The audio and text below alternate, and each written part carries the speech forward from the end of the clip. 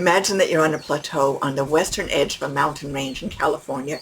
You're looking out over the Pacific. To the right, to your north, is an emerging series of mountain ranges that are defining Carl Friston's renormalizing generative models, RGMs. Friston and colleagues have been inventing that associated with versus.ai, and that is an outgrowth. It is a way of creating hierarchies out of active inference. And then to your left, to the south of you, is LeCun and colleagues at Meta, and they are working with hierarchical JEPA, HJEPA, which is hierarchical joint embedding predictive architecture, JEPA.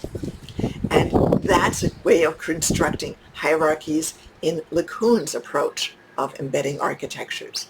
Now, these two mountain ranges, so to speak, define the outer edges and the limits of the landscape, whereas you, on the mountain range where you're having this vantage over it, are taking a look down into the generative AI valley. At this point, you've gotten through the mountains of generative AI, including those Donner passes that trap you because they combine three different disciplines. They combine the reverse Kullback-Leibler divergence, Bayesian probabilities, essential to generative AI. You've got to have those conditional probabilities of the latents on the observed. They essentially define generative AI. And then the statistical mechanics, which is the longest, most arduous route. And here we're talking about the stat mech.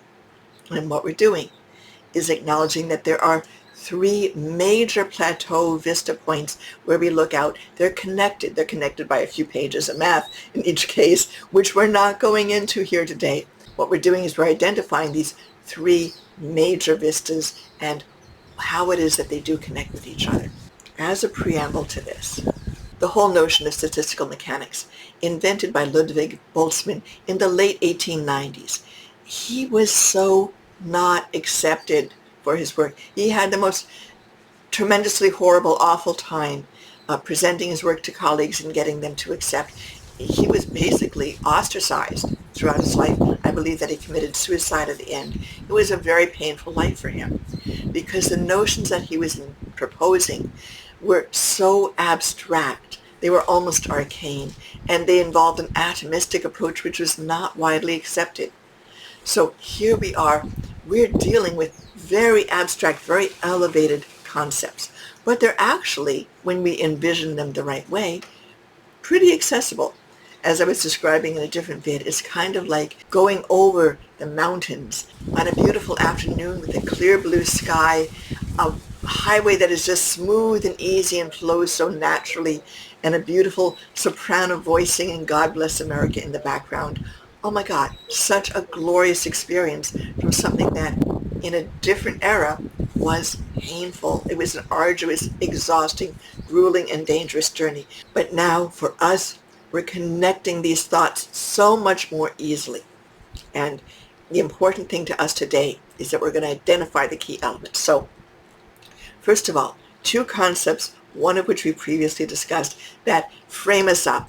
And that first one is the notion of microstates. So let us quickly review. Suppose that you have 10 particles.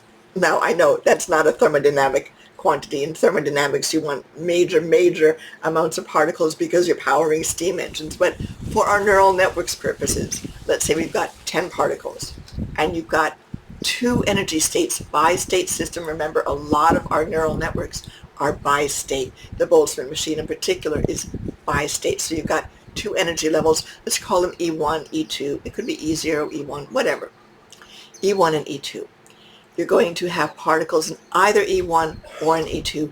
Let us take, just as an example, and I did this in great detail in the previous vid, so this is just a quick refresher. Say that you have one particle in that upper energy state and the remaining 9 in the lower energy state. There are 10 different ways that you can construct this because you've got 10 particles. Right? Suppose that you put 2 particles in that upper energy state. That's 10 possibilities for putting the first, then 9 possibilities because you only got 9 remaining particles for putting in the second, but you divide by 2 because you don't want to count 10 and 9, and 9 and 10, they're the same thing really, so you divide by 2, and that gives you 45 possible ways of configuring two particles and that upper energy state. And then you can continue with this.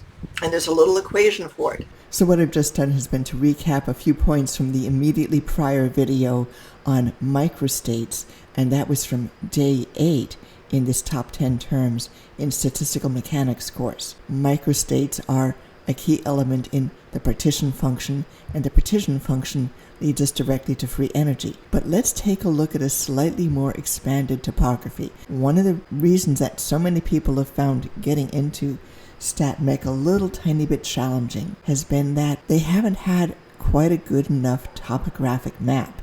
It's like making your way through that mountain range, but not having a good map of anything except the major peaks. And so all those minor peaks become a little bit disorienting and confusing. So we're going to straighten that out over these next few minutes. And by the end, you'll have a pretty good idea of what's involved in this journey over the Sierra Nevada mountains of AI. So let's have a look again at the slightly more expanded topographic map of statistical mechanics. And our goal is to get to free energy.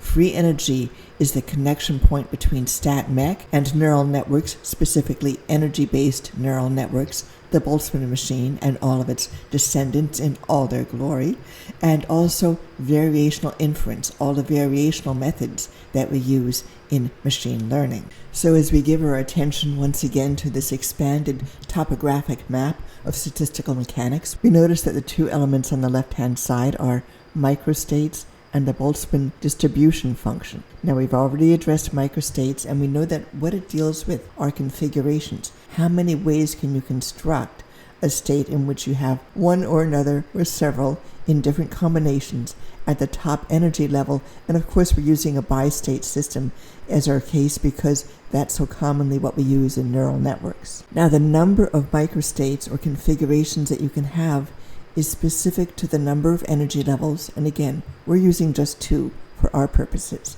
And it's also specific to the total number of nodes, neurons, or units that you have. We'll shortly have a little mathematical approximation, and we'll factor that out. The other term is that Boltzmann distribution function. We haven't discussed it yet, but that's what gives us our parameters for a neural network. Now both of these get used when we create the partition function, and that means that both also get used when we derive the free energy. You may recall that the free energy is the enthalpy, or an energy term, minus the entropy, and I've divided through by temperature and other constants. This is a reduced free energy equation. Now let's go back to that Boltzmann distribution. It's an energy distribution. From our neural networks, machine learning, artificial intelligence perspective, we can see that changing the value of that energy state, which is up to us, it can be part of our algorithm, and indeed it is. That change is a parameter. It's a parameter that we can tweak and tune, and in fact, we have 2 kinds of parameters that we play with. We'll deal with them in the last day of week 2 when we introduce the icing equation. Parameters have to do with the energy state. But there's that other aspect that we were looking at just a moment ago that has nothing to do with energy states and just distributions.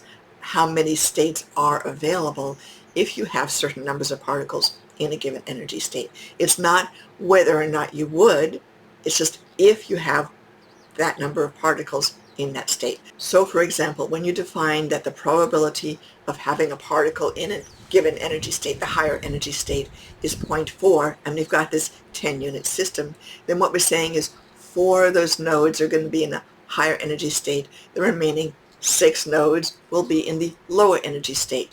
And then we say, what is the total number of microstates? How can I construct that configuration? And it turns out that there's going to be substantially more ways to construct that configuration than if you had just 2 particles in the higher energy state, or just 1. One way to write that entropy equation is as a function of factorials. So we work with factorials, expressing the number of ways that we can get different microstates for a specific number of on units in a system, and that will give us ultimately our well-known and much-loved entropy equation. We do that in a separate video and the accompanying PDF for today's lesson. All of it is laid out in that PDF. 2 pages of algebra later, we get the entropy equation that most people know. So returning to our high-level overview, during the rest of today, Day 9, we go over how we obtain entropy from a starting set of microstates using a factorial approach. Now, that's fairly straightforward, actually kind of easy and fun. Now, there are two other concepts that we want to address. We're not going to go into them in depth here. I just want to mention them so that we can connect the dots. We're going to daisy chain some equations in some future vids and definitely in the PDFs. Those are the partition function and free energy. And the partition function is a bringing together of all the possible microstates that you have. We'll use the partition function to get the free energy. It's a fairly small step to obtain the free energy, which we do on day 11. And from there, we introduce the Ising equation, which gives us two distinct terms for the activation of the various nodes. And in fact, of those two terms, one deals with the activation of the nodes and the other is the interaction enthalpy between the nodes. And this is important to us because this is the basis. It's the stepping off point that gave Hopfield and Hinton their recent Nobel Prize in Physics Award in 2024. Then the last step for this week 2 in the top 10 terms in statistical mechanics is identifying the notion of equilibrium, which is essentially just finding the minimum in the free energy. And this is key to so much of what we're doing in machine learning. It's essential to all of the energy-based neural networks and also to the variational methods. It's an essential jumping off point to get into all of Carl Friston's work with active inference and renormalizing generative models. So let's sum up how this plays out over week 3, which is all bonus material. It's material that's well beyond what I'd originally envisioned when I plotted out the top 10 terms in statistical mechanics. And this is the bridge material. This is what connects you from the statistical mechanics over to the neural networks and variational methods in machine learning. Now, what happened was this. In winter quarter of 2024, I really dug into generative AI, looking for the common themes, the common underlying core concepts that unified all different kinds of generative AI, ranging from the neural networks-based up through and including transformers, over to the variational inference-based, including active inference and the most recent evolution in that space, renormalizing generative models. And it led me to develop this blueprint, so to speak, this set of 3 interlocking concepts, which I've shared with you before, and we're just going to go through it again briefly, identifying how we'll address each of these in the coming few days in week 3. The first step for any and all generative AI methods is that we begin with the reverse Kullback-Leibler. And the Kullback-Leibler is a divergence method. It's a way of comparing one thing against another, two distributions. Typically, the usual Kullback-Leibler compares a data set against a model. But with the reverse Kullback-Leibler, what we're doing is we're comparing a model against a reference data set, and we vary the model parameters to find the model that gives us the best fit. The second step is that within the reverse Kullback-Leibler expression, we introduce Bayesian conditional dependencies for the latent variables on the observed. And introducing these latent variables and their dependence on observed is what makes this a generative method, whether it's a neural network or a variational method. This is the essential, crucial step in making it generative. And then the third step, and this is what completes the major process in creating a generative method, again, whether it's neural network-based or variational. And this is that we do some mathematical operations on that reverse Kullback-Leibler with the introduced latent variable conditional dependencies. And as we do these mathematical steps, we arrive at an equation that looks suspiciously like a free energy equation. That is, there's one term minus a term that looks a lot like an entropy term. And that's what we want, because when we have that formulation, we know that if we begin minimizing this, which is not truly a free energy, but it sure looks and feels like a free energy, we can drive it towards a minimum where that minimum is being defined by the entropy term. Now we take a look at that last step in 2 different contexts. First, we look at it within the context of a neural network-based approach. Specifically, we'll look at the Boltzmann machine, but we'll make a few extensions towards other methods. And then secondly, we take a look at the free energy as it's used in variational inference. That's the base method. And then we take it further into active inference as developed by Carl Friston and colleagues. And we'll take another step that wasn't part of the original plan, but very recent advances by Friston and colleagues at Versus.ai introducing the renormalizing generative models gives us yet one more step. And so we're going to introduce that just very briefly with some guidance as to how we can follow up later. So that completes our study. By the end of this third week, as we do some summaries and final exercises and actually do a little meditation on what we've learned, we'll realize that we've gone from maybe knowing about 20% of what we'd like to understand when we read one of these classic papers, and the remaining 80% being sort of up in the mountains in the mists and generally not reachable for us, to flipping that. We'll be able to read a paper and identify and have some confidence in being able to understand maybe 80% of those terms, with 20% being that far reach. It'll be a huge shift in our ability to pursue the advanced knowledge that we desire, both in generative neural networks and in variational methods. Thank you so much. It's been marvelous to have a little time with you. I'm Dr. Aliana Moren, founder and chief scientist with Themesis, founder of the Themesis Academy, your professor for this course in the top 10 terms in statistical mechanics. We look forward to seeing you again soon. Have a lovely day.